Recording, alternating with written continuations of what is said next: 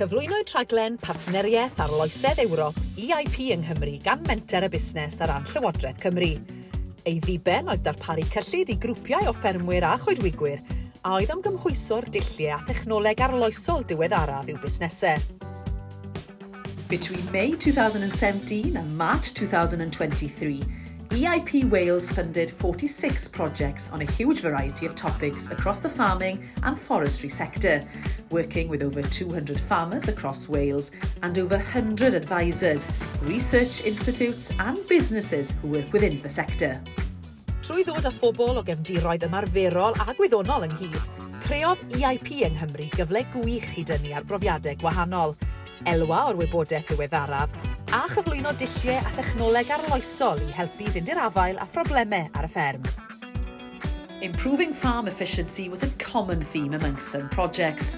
One project investigated the benefits of using foliar feeding as a more efficient method of applying nitrogen fertiliser to grass, with results showing that foliar feeding can produce the same amount of dry matter using 40 to 50% less nitrogen compared to conventional fertiliser. Roedd prosiect arall yn cynnwys 9 ffermwr llath ar draws Gogledd Cymru, wedi profi i heffrod yn enedig i roi mwy o hyder iddynt wrth wneud penderfyniadau bridio. Roedd y bydd economaidd o ddewis anifeiliaid a sgôr genetig uwch i fridio ohonynt yn cyfateb i elw o 19.39 ceinog fesul heifer. Horticulture was a focus within 10 projects. Asparagus was proven to show huge potential for a grower in Monmouthshire who was able to gain the skills and knowledge through EIP Wales to grow and market the crop organically on a small scale.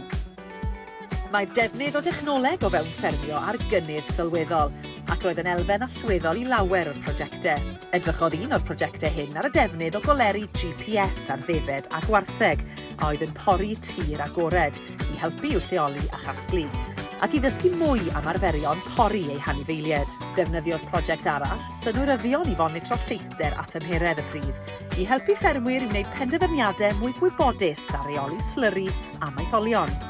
Biodiversity was the focus in 2 projects, with a group of 6 dairy farmers successfully increasing bumblebee numbers across their farms by making simple changes such as incorporating multiple species lays, adjusting their silage harvesting, and rotating their hedge and ditch management. For 2 farmers in North Wales, the aim was to grow cover crops to provide for farmland songbirds, which resulted in a 6-fold increase in bird numbers in only 2 years.